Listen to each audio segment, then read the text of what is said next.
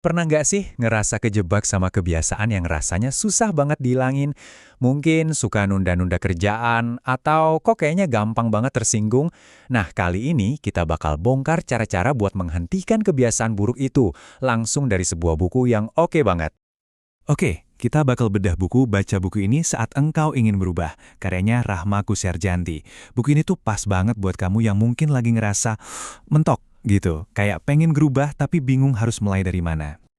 Yang bikin buku ini asik tuh, pendekatannya yang ngajak ngobrol. Penulisnya ngajak kita buat ngaca, buat jujur sama diri sendiri. Tapi, sama sekali nggak ngejudge. Jadi, yuk kita coba lihat bareng-bareng, siapa tahu ada satu atau dua kebiasaan ini yang, kok gue banget ya? Oke, kita mulai dari yang paling berat dulu ya, musuh dalam diri kita sendiri. Kebiasaan-kebiasaan yang seringnya nggak kelihatan tapi ngaruh banget ke hidup kita. Yuk kita kupas satu-satu. Yang pertama, udah pasti, ini dia nih, biang kerok yang kita semua kenal. Prokrastinasi, alias hobi menunda-nunda. Tapi ini bukan sekedar soal malas loh, seringnya ada alasan lain di baliknya. Mungkin kita takut gagal, atau malah pengen semuanya terlalu sempurna. Nah, ini yang menarik dari buku ini. Ternyata prokrastinasi itu efeknya bukan ke kita doang loh. Waktu kita nunda sesuatu, bisa jadi ada teman kerja yang jadi nungguin, atau keluarga yang rencananya jadi berantakan. Jadi ini bukan cuma masalah pribadi kan? Beda kan cara mandangnya? Terus, gimana dong solusinya? Ternyata bukan dengan maksa diri lebih keras, tapi justru dengan bikin rencana yang lebih manusiawi. Daripada pasang target, selesaikan semua laporan hari ini. Mending coba deh, bikin kerangka laporannya aja dulu 30 menit. Kemenangan-kemenangan kecil kayak gini nih yang justru bisa ngebangun momentum. Nah, kalau tadi kita ngomongin prokrastinasi yang dampaknya nggak langsung, sekarang kita geser ke kebiasaan yang ya bisa langsung bikin drama dalam hubungan kita sama orang lain.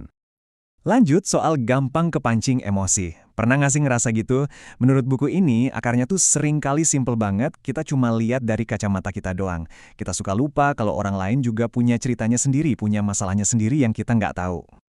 Dan solusinya, coba deh kita latihan empati sedikit. Sebelum meledak, coba jeda dulu sebentar. Terus tanya ke diri sendiri, kira-kira kalau gue jadi dia, apa ya yang lagi dia rasain? Pergeseran kecil ini aja bisa ngerubah segalanya loh. Kebiasaan lain yang super duper beracun, nyimpan dendam. Buku ini ngegambarnya pas banget deh. Itu tuh kayak kita bawa-bawa ransel isi batu kemana-mana. Siapa yang paling capek dan keberatan? Ya, diri kita sendiri. Justru disinilah letak powernya. Memaafkan itu bukan berarti kita lemah atau kita setuju sama kesalahan orang itu. Sama sekali bukan. Memaafkan itu artinya kita bilang ke diri sendiri, oke, cukup, gue nggak mau lagi rasa sakit ini ngontrol hidup gue. Oke, terus gimana caranya nurunin ransel batu itu? Kuncinya itu di mindset. Kita harus secara sadar milih buat mikir positif dan ya memaafkan.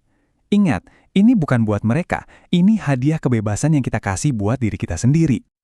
Oke, kita udah ngobrolin masalahnya dari prokrastinasi sampai dendam. Sekarang bagian paling pentingnya nih, gimana caranya kita benar-benar mulai berubah. Nah, buku ini ngasih kerangka yang simple banget dan bisa langsung kita coba. Intinya tuh cuma 4 langkah ini aja. 1, akui. Sadari dan terima dulu aja kebiasaan itu, nggak usah nyalahin diri sendiri. 2, pahami. Coba deh lihat dampaknya ke kamu dan orang sekitar. 3, ubah pola pikir. Ganti tuh suara-suara negatif di kepala, jadi yang lebih positif. Dan yang terakhir paling penting, bertindak. Nggak usah muluk-muluk, 1 langkah super kecil yang bisa kamu lakuin hari ini juga. Nah, kita tutup dengan pertanyaan ini. Buat kamu renungin. Ingat ya, perubahan besar itu nggak ada yang instan. Semua dimulai dari 1 langkah kecil yang rasanya ringan dan manusiawi. Jadi pertanyaannya, apa 1 perubahan kecil yang mau kamu coba lakukan mulai hari ini?